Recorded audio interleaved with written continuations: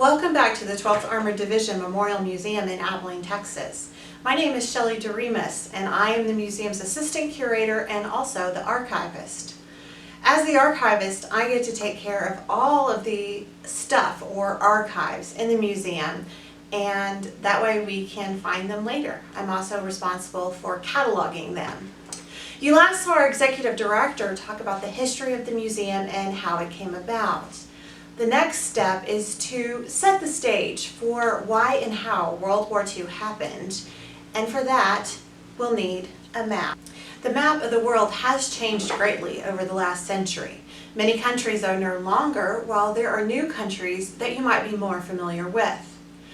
One point we tell students when they visit is you cannot merely pluck a moment in history out. You must look at the years leading up to and sometimes afterward.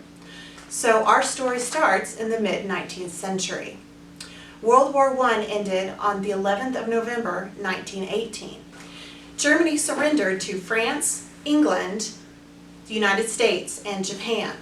The text of the treaty signed at the Hall of Mirrors at Versailles on June 28, 1919, amounted to 240 pages and contained 440 separate articles. This is very important because buried in the document was Article 231, the War Guilt Clause. Japan, America, Great Britain, and France blamed Germany for the war and required that Germany decrease their military, pay back money to the countries that it was at war with, making it very hard for the country to get back on its feet after the war. German diplomatic rights were shortened, and they lost all their colonies outside of Germany. The infamous Adolf Hitler was a German soldier during World War I. While he was of no particular importance as a soldier, he slowly worked his way into politics in Germany during this time. By 1923, Hitler had landed in jail for an attempted coup trying to take over a government. That is when he wrote his book, Mein Kampf, or My Struggle. But being in jail only seemed to add to his popularity. He only spent a few months in prison, and when he was released, he was welcomed back to the National Socialist Workers' Party with open arms. In Germany, the party name made an acronym, and that is where the word Nazi came from. During the remaining part of the 20s and into the 1930s, Hitler and his party began gaining support by holding rallies and events. This is important since many people might not have heard Hitler any other way. He used this time to spread his lies.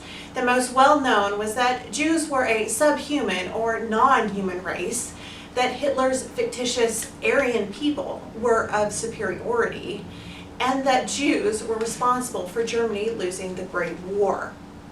Sadly, the Jews were an easy target for Hitler to use, as many people all over the world believed the Jews were untrustworthy. Germans thought they had somehow let their country down. By 1933, Hitler had won the popular vote. People really did vote for him, and he became the Reich's chancellor.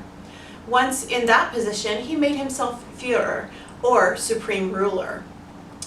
With Hitler now in power in Germany, he quickly made secret treaties with Italy and Japan and began to rearm the military, going against the Versailles Treaty. Hitler sent troops to occupy Austria in 1938, and the following year his troops annexed Czechoslovakia. The Soviet Union and the United States were concentrated on internal political and economic issues in the 1930s. They saw what Hitler was doing, but were unable or unwilling to do what needed to be done. France and Great Britain, the two countries most devastated by the Great War, were not eager for confrontation.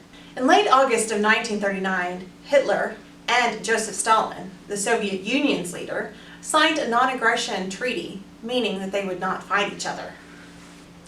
This was not a secret treaty, and it caused worldwide concern.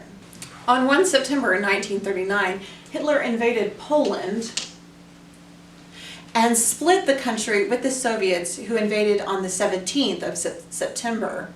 This is the official date used to mark the beginning of World War II. Poland fought for 6 months to keep the invaders out, but it didn't work. From the overtaking of Poland, Hitler began to invade other countries, as did Russia. Russia moved to occupy the Baltic states, Latvia, Lithuania, and Estonia. They resisted Finland.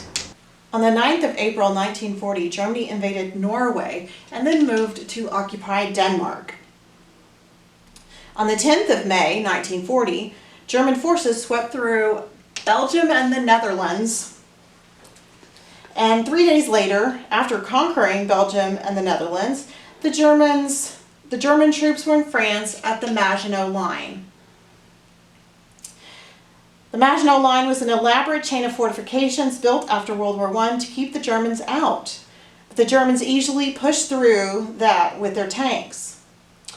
On the 14th of June, the Germans were in Paris, the capital city of France. Marshal Pétain, a famous World War I general, signed an armistice with Germany, and so Germany was divided into 2 zones.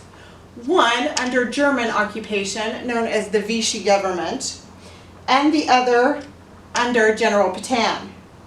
Now Hitler turned his eyes to Great Britain. Throughout the summer of 1940, German planes bombed London and other industrial cities, but the RAF, or Royal Air Force, of Great Britain fought valiantly.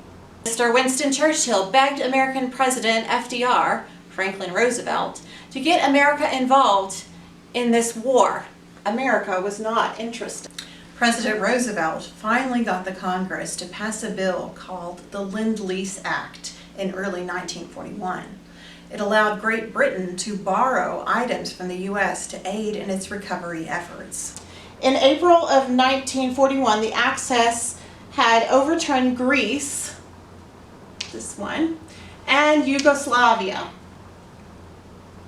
Hitler's conquest of the Balkans was a precursor to the real objective and invasion of the Soviet Union. So much for the Non-Aggression Pact. It was during the early part of 1941 the Germans began the plans for the final solution.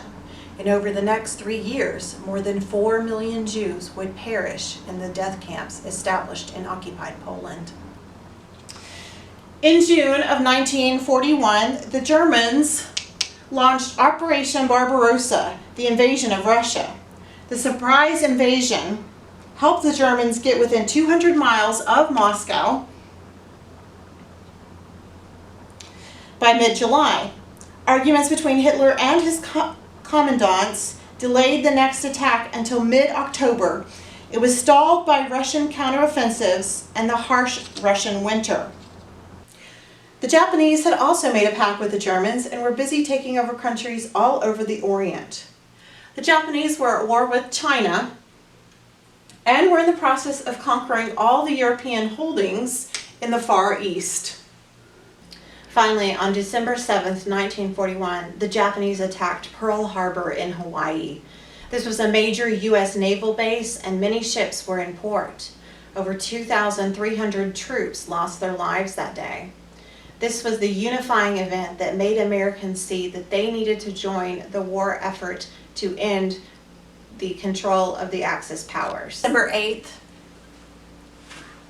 FDR brought the declaration of war to the Congress, and it was signed with almost unanimous, only one dissenting vote.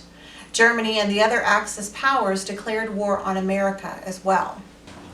As you can see, a lot of things happened in a very short amount of time. It might be easy to sit back and pass judgment on the people of the past because they did or didn't do something. Don't fall for that.